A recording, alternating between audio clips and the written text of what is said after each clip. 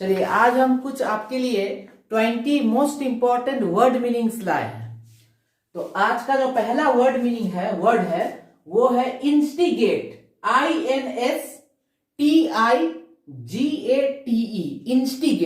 Instigate का मतलब होता है भड़काना। इंस्टिगेट का मतलब होता है भड़काना। इसके अलावा इंस्टिगेट का मतलब उत्तेजित करना भी होता है और उकसाना भी होता है। तो उत्तेजित करना, भड़काना, उकसाना, इन तीनों का मतलब होता है इंस्टिगेट। चलिए नेक्स्ट वर्ड है इंट्रिकेट। INTRICATE। इंट्रिकेट का मतलब होता है जटिल, कॉम्प्लिकेटेड। इंट्रिकेट का मतलब होता है जटिल। इसके अलावा इंट्रिकेट का मतलब पेचीला भी होता है, कॉम्प्लिकेटेड भी होता है, जटिल। तो पेचीला, कॉम्प्लिकेटेड, जटिल, तीनों का मतलब इंट्रिकेट। नेक्स्ट वर्ड है प्रोवोक। PROVOKE। प्रोवोक का मतलब होता है भड़काना। प्रोवोक का मतलब होता है भड़काना। इंस्टिगेट का मतलब भी भड़काना और प्रोवोक का मतलब भी भड़काना या किसी को उकसाना। नेक्स्ट है एप्रीहेंसिव। APPREHENSIVE। एप्रीहेंसिव। एप्रीहेंसिव का मतलब होता है भयभीत। एप्रीहेंसिव का मतलब होता है भयभीत। इसके अलावा समझदार भी होता है, भयभीत, समझदार। तो इन दोनों का मीनिंग क्या हुआ? एप्रीहेंसिव। अच्छा, नेक्स्ट वर्ड हुआ रेक्विजिट। REQUISITE। रेक्विजिट। रेक्विजिट का मतलब होता है आवश्यक। रिक्विजिट का मतलब होता है आवश्यक। इसके अलावा रिक्विजिट का मतलब जरूरी वस्तु भी होता है, रिक्विजिट का मतलब मांग भी होता है और आवश्यक तो है ही। तो आवश्यक, मांग, जरूरी वस्तु, इन सब तीन चीजों को ही हम रिक्विजिट बोलेंगे। नेक्स्ट है डेट।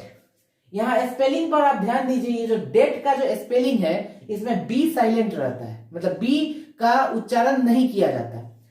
DEBT, इसको हम लोग डेट बोलेंगे। तो डेट का मतलब होता है कर्ज, नहीं तो उधार।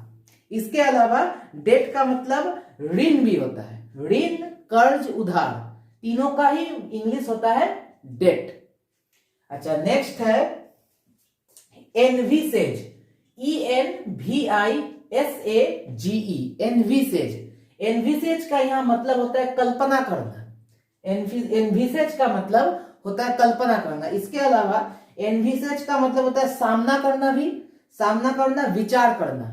तो विचार करना, सामना करना और कल्पना करना, इन तीनों का इंग्लिश होता है एनविसेज। अच्छा, उसके बाद है लायबल।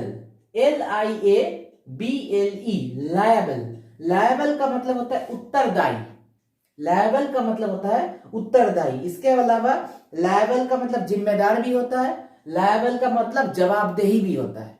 तो जवाबदेही, जिम्मेदार और उत्तरदायी, इन तीनों का इंग्लिश होता है लायबल। उसके बाद है एक्सपल्सन। EXPULSION। एक्सपल्सन। एक्सपल्सन का मतलब होता है निष्कासन। एक्सपल्सन का मतलब होता है निष्कासन। इसके अलावा एक्सपल्सन का मतलब बहिष्कार करना भी होता है। एक्सपल्सन का मतलब निष्कासन और बहिष्कार करना। 10 नंबर डिटरमाइन। डिटरमाइन का मतलब होता है तय करना। डिटरमाइन का मतलब होता है तय करना। इसके अलावा डिटरमाइन का और भी बहुत सारा मीनिंग होता है, जैसे निर्धारित करना, संकल्प लेना, ये सब भी डिटरमाइन का मतलब होता है।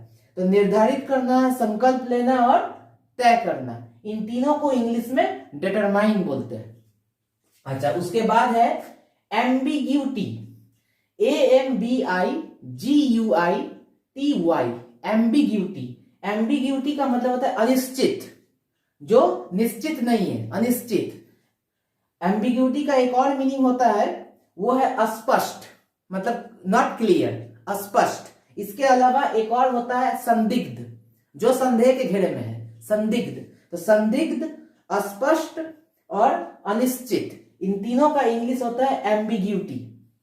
अच्छा, इसके अलावा उसके बाद है ट्रूप्स। TROOPS। ट्रूप्स। ट्रूप्स का मतलब होता है सेना। ट्रूप्स का मतलब होता है सेना। इसके अलावा ट्रूप्स का बहुत सारा मीनिंग होता है, जैसे फौज भी आप कह सकते हैं, उसके बाद सैन्य दल भी कह सकते हैं।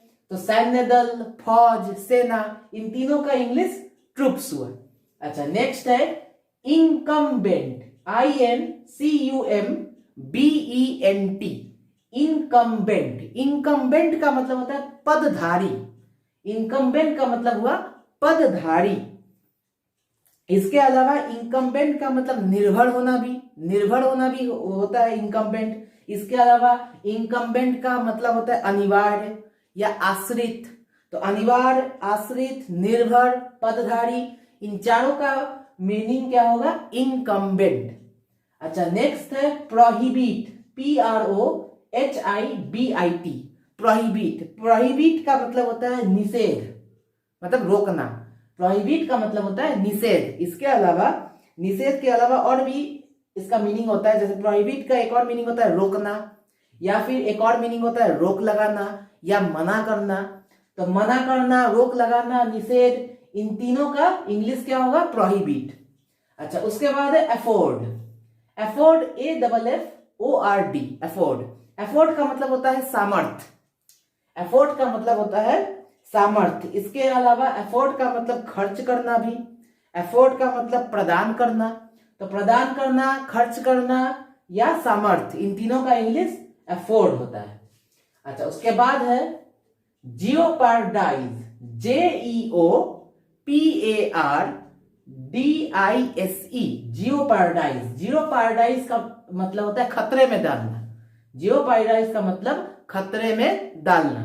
अच्छा, उसके बाद है एरोगेंट, ARROGANT, एरोगेंट। एरोगेंट का मतलब होता है अभिमानी। आप अभिमानी भी बोल सकते हैं, अहंकारी भी बोल सकते हैं। तो एरोगेंट का मतलब हुआ अभिमानी या अहंकारी। नेक्स्ट है ट्रेम्बल, TREMBLE, ट्रेम्बल। ट्रेम्बल का मतलब होता है घबराना। ट्रेम्बल का मतलब होता है घबराना। इसके अलावा, घबराना के अलावा कांपना भी होता है। ट्रेम्बल का मतलब चौंकना भी होता है और थरथराना भी होता है। तो थरथराना, कांपना, घबराना, इन सब चीजों का एक ही इंग्लिश होता है ट्रेम्बल। अच्छा, नेक्स्ट है ब्लर, BLUR, ब्लर।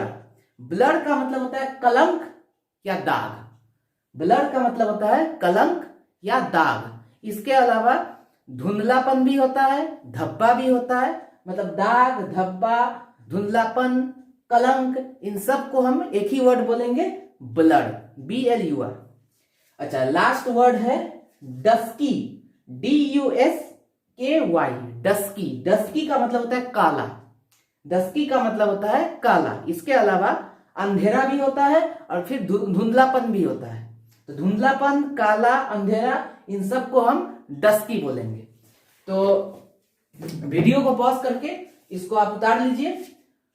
और जैसा कि मैं पिछले वीडियो में भी कहा कि हमेशा हाथ को धोते रहिए, सैनिटाइजर से सैनिटाइज करते रहिए, मास्क पहनिए और 2 गज की दूरी का नियमित रूप से पालन कीजिए। आज के लिए इतना ही, मुझे दीजिए इजाजत। कल फिर नए वीडियो के साथ आपके सामने हाजिर हो जाऊंगा। तब तक के लिए थैंक यू।